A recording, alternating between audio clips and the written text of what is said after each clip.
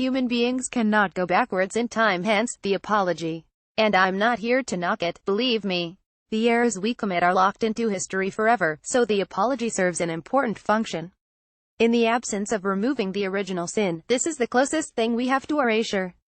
It lets us express regret and tell everyone, our victims and our neutral audience both, that we understand the norms of behavior, that we appreciate them, and that our mistake was an aberration.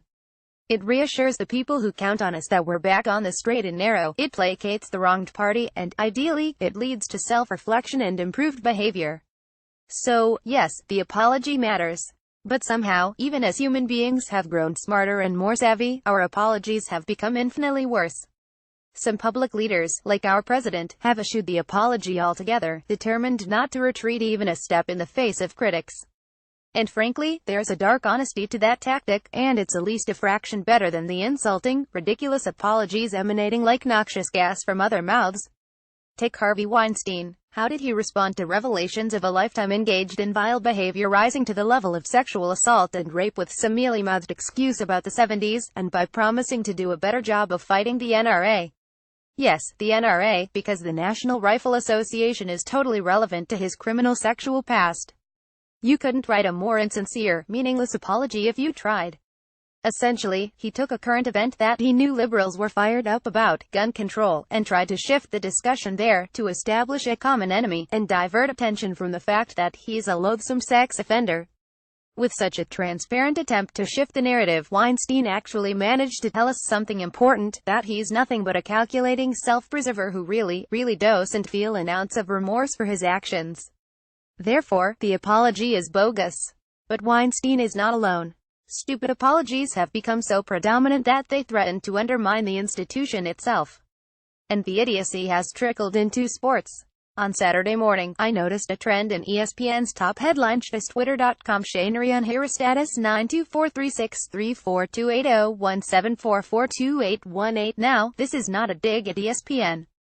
I'm sure these were the biggest stories of the day. But there has never been a clearer indication that we're in the dumb apology era. Let's look at the individual stories. 1. Apologetic McNair meets with Texans. This stems from an incident in which Texans owner Bob McNair, in a meeting with other owners, used the phrase "we can't have the inmates running the asylum" in regards to the players protesting the anthem. In a follow-up apology the next day, he said that he wasn't referring to the players, which even other owners at the meeting said was total BS. Then, in the meeting with the Texans referenced in the ESPN headline, he repeated what he said in the statement. The result: nobody believed him, nobody respected him, and the Texans intend to hold a demonstration in Sunday's game. Point 2. Astros Gurriel apologizes for mocking Darvish. Gurriel hit a home run against Darvish in the World Series, and then used his fingers to make his eyes into narrow slants, the oldest racist gesture against Asians in the books. Here's what Gurriel said afterward: "I did not mean it to be offensive at any point, quite the opposite. I have always had a lot of respect for Japanese people. I've never had anything against Darvish. For me, he's always been one of the best pitchers. I never had any luck against him. If I offended him, I apologize. It was not my intention." So his take is that it was a gesture of respect. Can anybody possibly believe that if he had said, "I did something racist, and I'm going to try to be better," maybe you'd take him at his word? But this is an unambiguous declaration that he was racist, he feels no remorse, and all he really cares about is not getting in trouble. Side note: the best and quickest way to identify a terrible apology is that instead of containing the words "I apologize for my actions," there's an exculpatory twist like "I'm sorry if anyone was offended." Words like those show that the true intent is not to express regret, but to deflect. Point 3. Redskins Pryor apologizes to teammates. Fans, you know what this actually looks like: a good apology. Pryor admits that he struggles with not getting the ball more often, but also concedes that his expectations aren't realistic, and that he needs to renew his focus. The genre of the good apology is not that. Bottom line, as the great George R.R. Martin said, words are wind, and an apology without real accountability is just that, a brief, blustery gust of verbiage, whose only effect is to stoke the flames of outrage. And I have to ask, when did the simple, noble act of admitting a mistake become America's worst nightmare? Time for your weekly superlatives, guaranteed to be footloose and apology-free.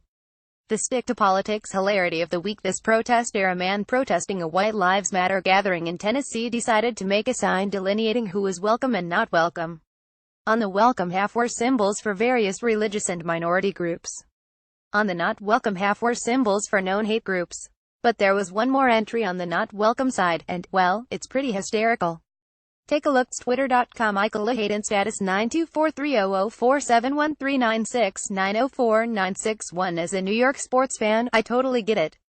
Never let anyone tell you to stick to politics, Tennessee protester man. But know that if you ever put Derek Jeter on that poster, I will push for the electric chair. Whatever you do, don't bring this man food. Athlete of the week Bruce Maxwell, Oakland. As Maxwell, who became the first MLB player to kneel this season, has had quite a week. First, he claimed a pro-Trump waiter refused to serve him at a restaurant, and it looks like that story is total bunk. Then, more alarmingly, he pulled a gun on a female food delivery driver on Saturday, leading to his arrest for aggravated assault with a deadly weapon. Something is obviously very wrong with Maxwell, and we advise all of America to immediately cease bringing him food. Remember that scene in The Jerk? https://www.youtube.com watch Viz 8fe where Steve Martin thinks his assassin hates cans. Well, Maxwell clearly hates food. If he invites you to Thanksgiving dinner, make an excuse. This week's reason why football completely sucks. These dumb refs. Watch this touchdown. Twitter.com Ben. Baby status 924,110,498,857,091,072. Because of that high step, Justin Hobbs and Tulsa had the touchdown taken off the board by virtue of the dumbest, most aggravating rule in sports. It's also another symptom of football's stodgy conservatism. Instead of a ref, I imagine this flag being thrown by our country's most sanctimonious, shady moral police, a decency collective determined to suck the fun and individuality out of society. Also, Tulsa lost by 4 points. Just let the players celebrate. Expressions of joy are not inherently bad. The world is falling to pieces, but somehow this makes me the most angry. The Butch Jones. Butch Jones of the week. Butch Jones. Finally, ladies and gentlemen, I give you the man who couldn't even do a successful Hail Mary right. Good day. It's Twitter.com Bleacher Report status 9244806529084948848. Watch more videos from The Loop.